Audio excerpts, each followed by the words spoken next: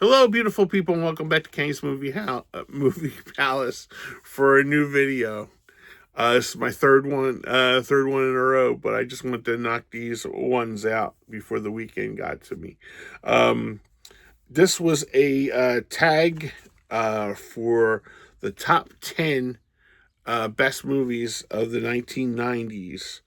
Um, this one was hard. The 80s was really hard. This one was just hard. Um, but I guess it depends on the era that you were born in. So like the 80s for me was like really difficult, but this one was pretty hard to narrow down too. I mean, I think there was like 3,600 movies made in the 90s that I did my looking up. So yeah, so this one was pretty difficult. But remember, this is my top 10. Okay, like movies that I left off the list. You know, I don't want you to come, killing me and going, "What the hell are you doing?" Blah, blah, blah, blah, blah, blah, blah, blah, like that. So remember, these are my top 10 personal favorites.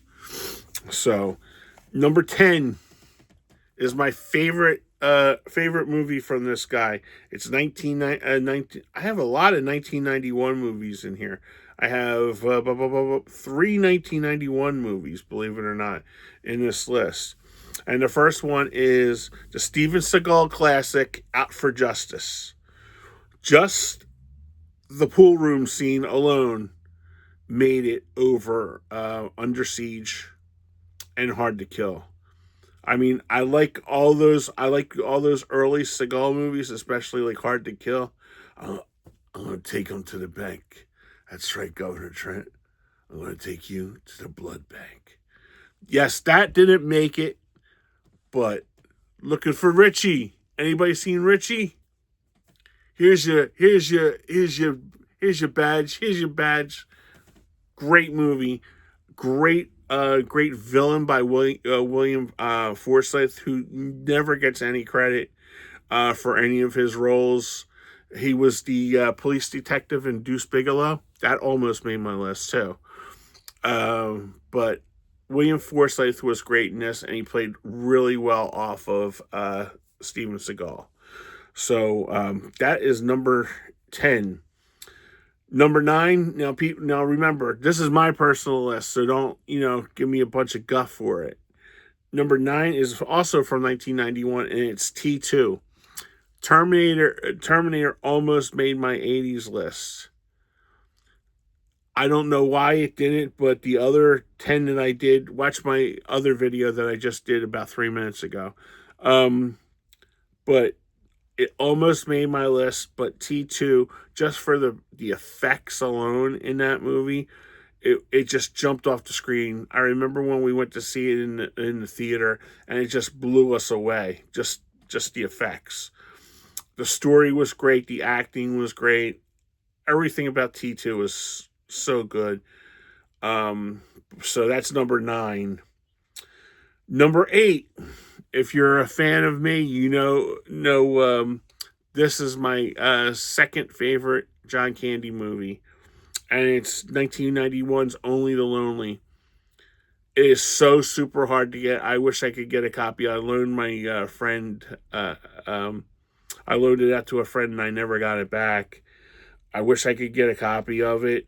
Only the Lonely is a great movie with Ali Sheedy, Maureen O'Hara, buddies. Maureen O'Hara and Anthony Quinn come back for this movie.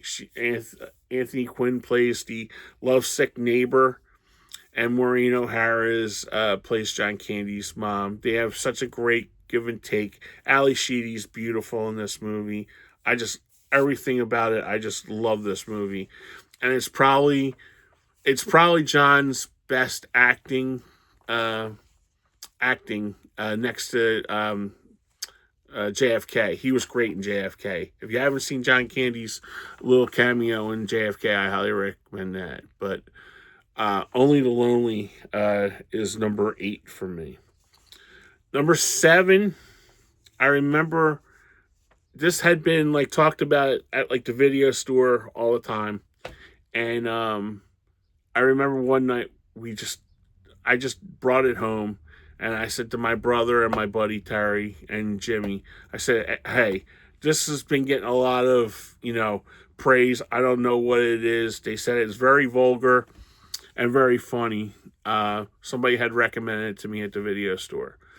So Chris is like, "Oh, just put it in." So we put it in. We were eating our cheesesteaks and stuff like that, and we couldn't stop laughing the whole movie.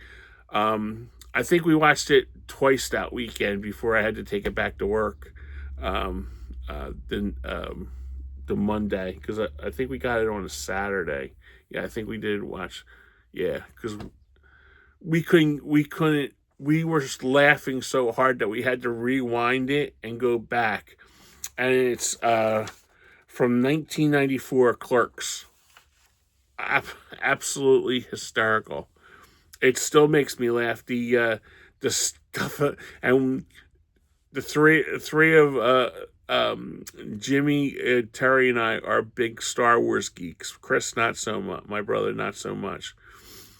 But when they were talking about like building the Death Star, you know, and we were just like laughing because it's like, who thinks of this stuff?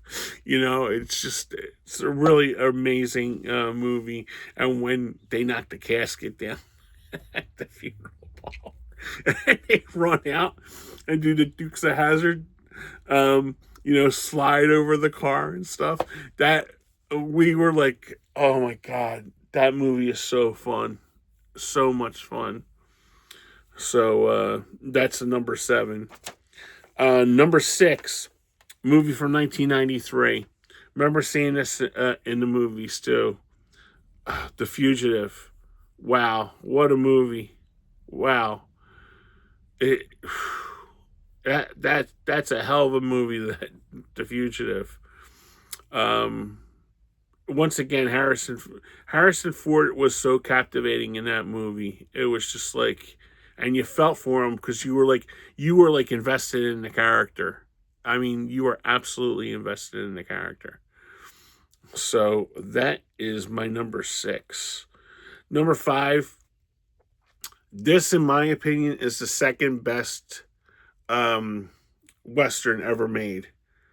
1992's Unforgiven. I don't think there is a wasted shot of film in this movie. It is absolutely gorgeous. It looks great. The acting is so. Gene Hackman is so good in this movie. Clint Eastwood. It's just. Once Upon a Time in the West is my favorite Western, by the way. If you were wondering what number 1 was, but man, Unforgiven is a great movie. It's so great to watch, and especially I got the 4K a couple Christmases ago, and just crank it to 11, man, and just have a good time with it. Just the sound effects, the crunching of the hoof prints and stuff like that. A lot of that stuff gets underrated with the sound and stuff like that, but it just like really cozies up the atmosphere when you watch stuff like that. Number 4 is a 1995 movie. This movie totally blew me away when we seen it on video, and it's Toy Story. Unbelievable film, absolutely gorgeous film. Um, what can you what can you say about it? It's just like, it was funny. It had heart.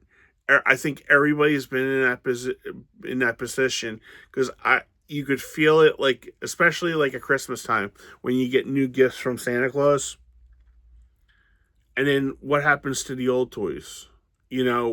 Do they have feelings or something like that? And it really made you think, and it really really put it into a lot of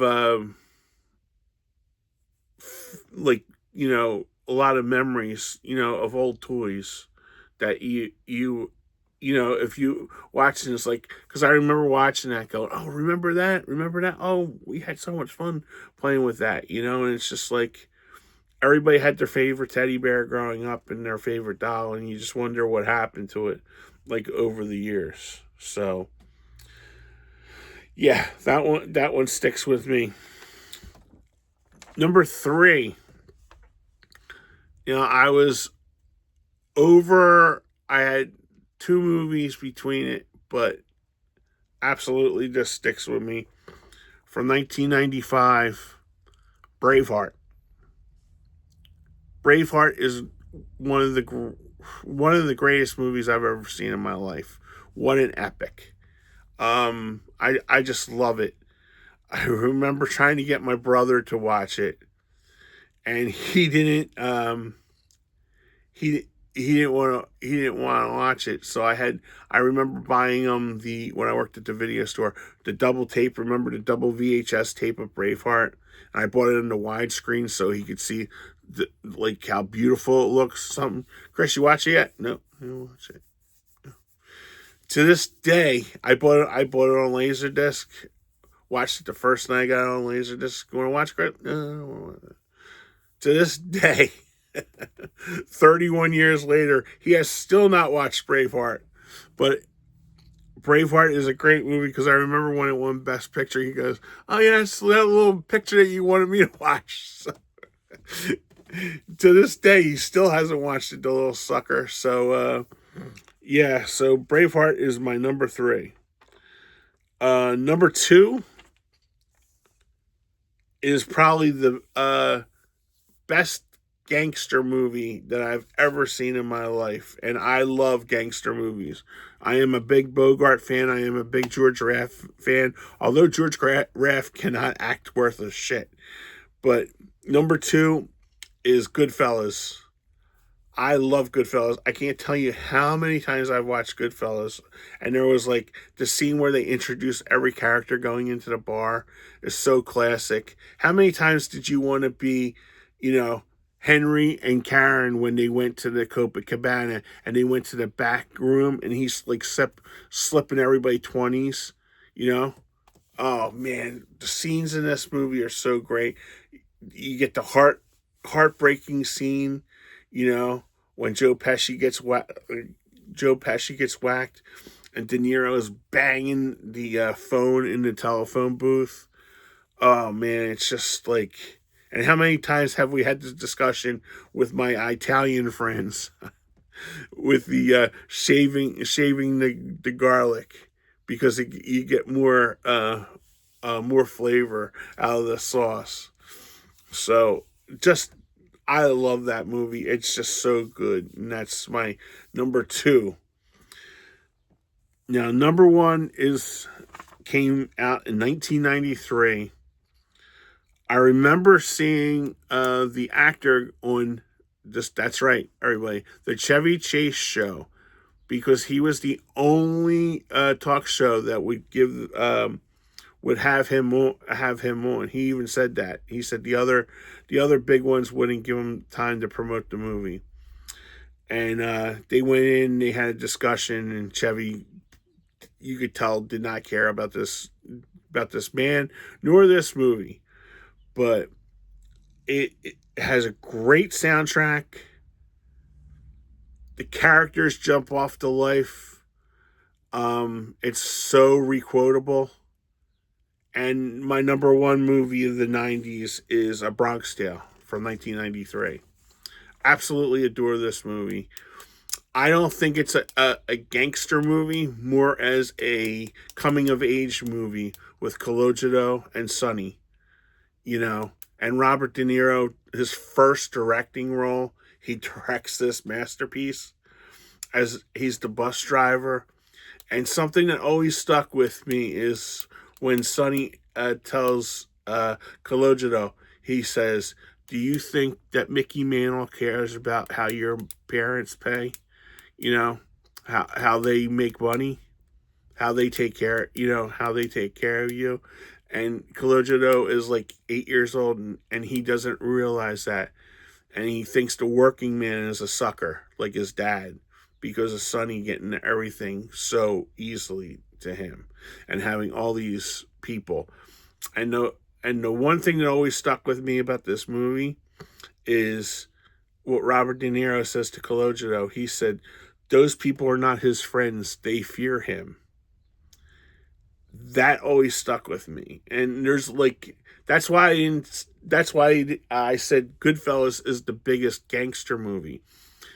In my opinion, Bronx Tale is a coming of age movie with a kid with a great role model in his father, but also the role model of Sonny being a mobster, but he does no harm to the kid. He's only trying to treat him right because he had no kids of his own.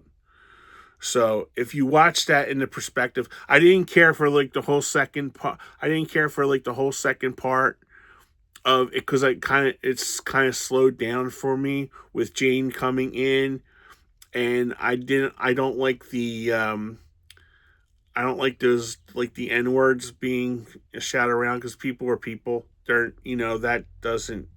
But I guess Italians dating black people back then was like a non sequitur kind of thing. But that kind of and his friends getting killed in the car for being very hateful. So it's just a that's why I don't consider it a gangster movie. I feel it's a coming of age movie, and it's just a great movie. I mean, Sonny had 5 fingers, but he only used 3. And wasted talent. How many times have you said that? Like if you're watching a sports or something, or if you're watching the news and just go wasted talent, wasted talent.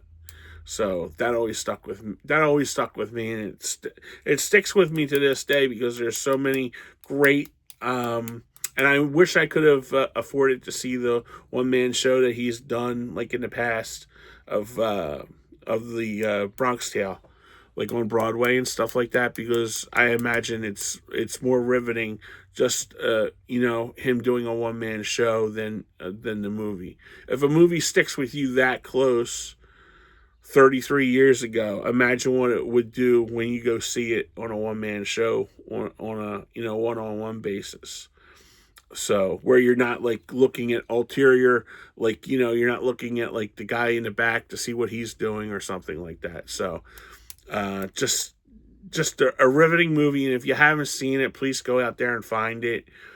I know it's really hard to get. I know it came out on the 4K, but I still have my DVD copy and I still watch it. So Bronx Tale. It's just a great movie, and if you haven't seen it, please go out of your way. They used to show it on the cable all the time, and I believe Bronx Tale was one of my first DVDs I ever bought, ever, at Best Buy.